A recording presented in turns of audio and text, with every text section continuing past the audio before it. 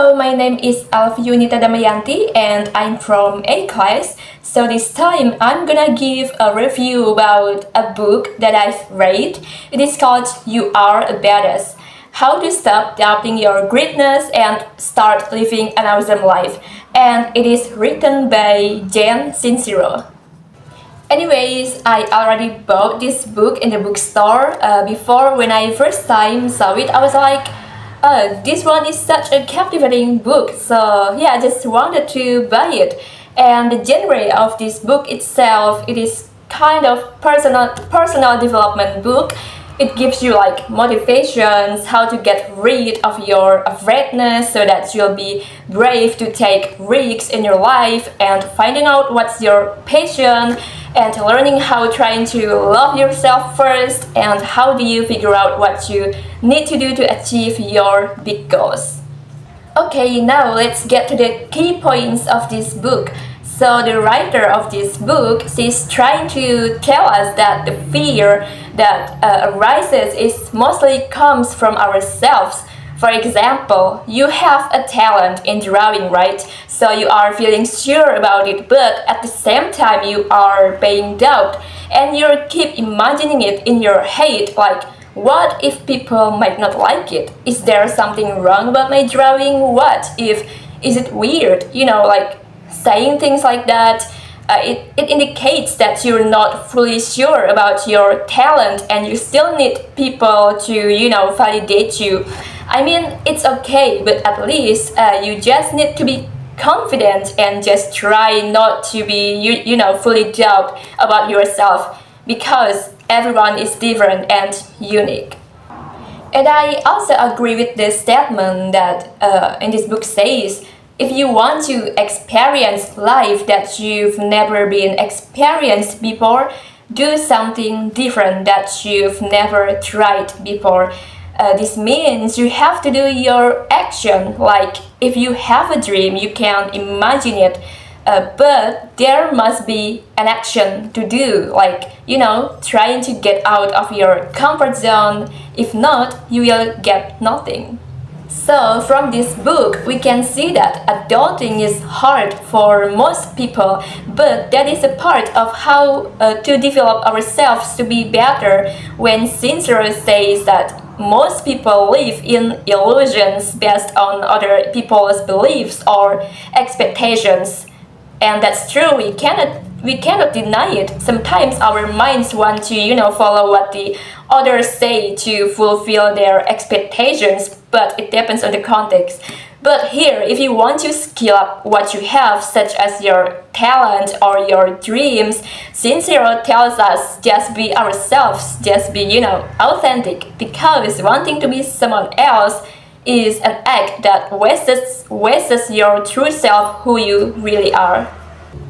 Besides that all, there's something called big negligence. Sincero named it as for egoism. So egoism that comes from ourselves, it can function based on wrong beliefs that hold you back or something limiting you.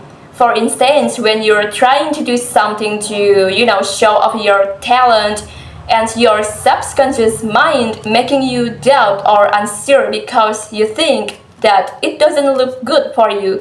Therefore, you are looking for validation. It is like you think that other people's opinion is more important than your own opinion about yourself, which is controlled by fear. So what you need to do is you must looking for your own validation, thinking that you love what you do, you love yourself, and you have a goal, and you are being loved. So this book also explains that for that case, we have two kinds of circumstances. So the first one is when we are trying to love what we do. In other words, we might don't even care anymore what other people's opinions. It doesn't matter to us anymore. I do what I want to do, right?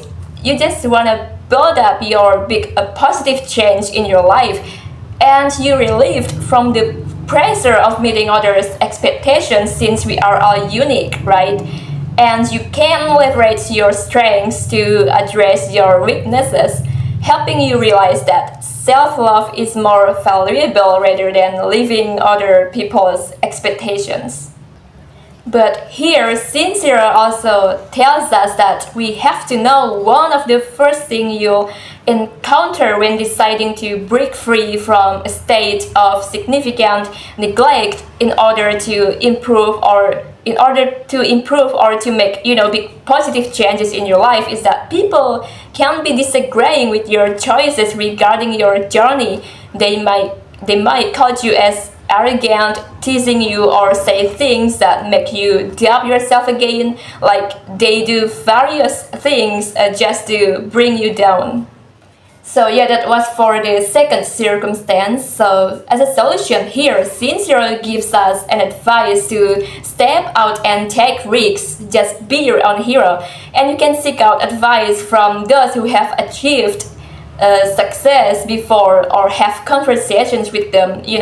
Surrounding yourself with supportive and optimistic individuals will boost your confidence in your ability to succeed.